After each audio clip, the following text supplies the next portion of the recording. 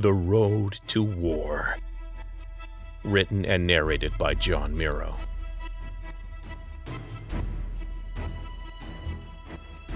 Get more at servingworlds.com.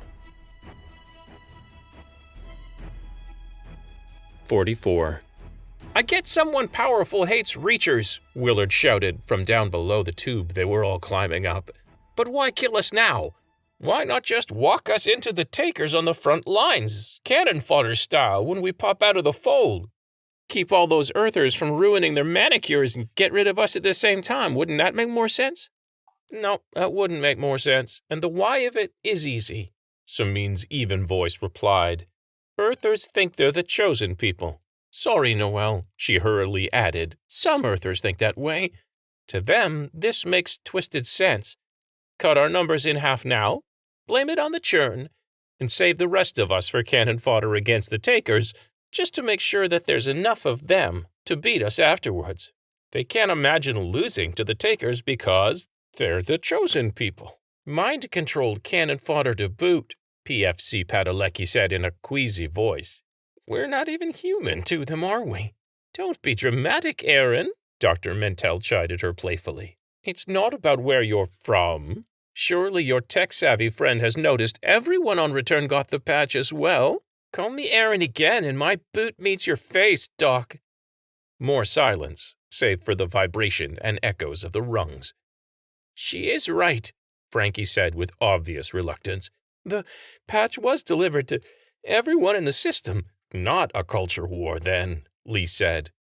"Cull the working class now, in case the takers do go down easy," Samin said. Noel's hands and feet hitched a little.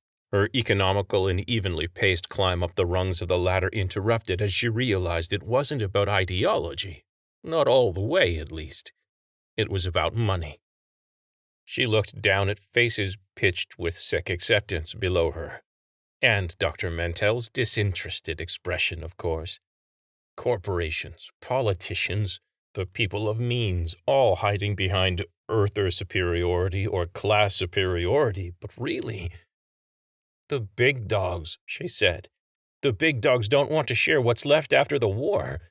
"Except the cloak didn't blow itself to pieces as planned," Grunt added. "It got in the fight and it got at the message. Other Reacher ships heard the message and scrambled Fleet's network, expecting a follow-up attack." Noelle nodded to herself and started climbing back up the ladder on the double quick. "Giving our bad guys no way to activate this puppet virus until the jammers come down again." "That explains why they pushed the patch out to everyone on return now," Padalecki reasoned. "We're on to them." "They can't win cleanly now," Lee said, "but still need to act." His voice turned grim. "Before someone puts it all together and stops them, they have no choice but to go all the way with this." Noelle was silent as she tried to imagine what going all the way with this was going to look like. "The problem is we have the pieces and we know who to tell," Samin said. "My boss is the Inspector General and Frankie's boss is the head of Information Division," Frankie panted to finish. "But forget him. We need to get to the Ashcan." "They call Ashland Daku Ashcan now?" Lee asked. "Yeah, Cap," Willard told him. "She's a tough old biddy, no lie. We can't do anything about ships shooting at each other. We focus on getting to the Admiral," Noelle decided and called down the line. "Frankie, can you upload Lee's cure far and wide?" "Sure, just pull some council-level access out of your ass for me to log in with, okay? Otherwise, we can only transfer it by direct contact, and only to people who accept the input." 2 floors left to climb, and then they had to move out in the open. They needed a better plan than run flat out for the council room. "The military troops on board are locked down. That's the good news. MPs and council security are all that's going to try to stop us." "No and I are technically AWOL," Jake answered. "And Lee and Mentel's implants are going to set off red flags. They're not supposed to be on this ship at all. So we've got a fight on our hands." Jake sounded delighted. "Easy, Grunt," Willard said. "They're just doing their jobs. We need to incapacitate, not eliminate."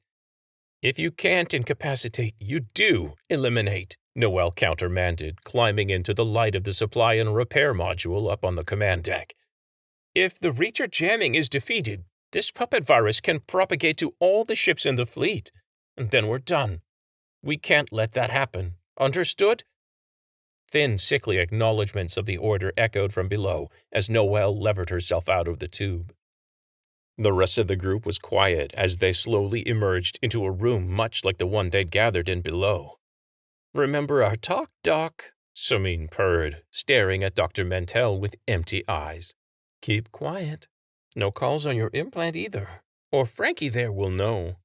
"I'll make sure that we all know," Frankie glared as she breathlessly promised the haughty gray-haired woman. "Just gonna sit here for a minute first." She propped herself on a waist-high crate. Mantell rolled her eyes, but they returned to Samine quickly and again grew wary. A map appeared in Noelle's head. She projected it into all their heads, showing less than 100 meters of corridor between where they stood and the council room. She froze in place and executed a memory engram to disable her implant's connection to the network. "We can't trust the network right now. Someone high up is behind this coup. Makes sense they'd be monitoring for exactly the kind of trouble we're planning, even with Frankie covering our asses network-wise." "What Noelle said before, the Major was right," Lee called out. "We can't let them stop us. We kill if we have to." Noelle met each eye, and everyone nodded, acknowledging the command. Frankie and Samine each trust people at the other end of this hall. They need all the data we've got on this takeover before whoever is at the top can pull it off. "We're gonna kill our own people?" Willard said, incredulous. "Or a lot more will die," Noelle said. Willard looked from Lee back to Noelle and nodded, face serious. "Yes, sirs."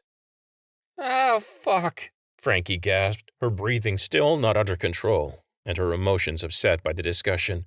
Can't we just gas them or something?" "No gas grenades, no gas masks, and we kind of need to breathe, too," Samine reminded her, ticking up 3 fingers. Noelle put a hand on her chest. She had the beginnings of a plan.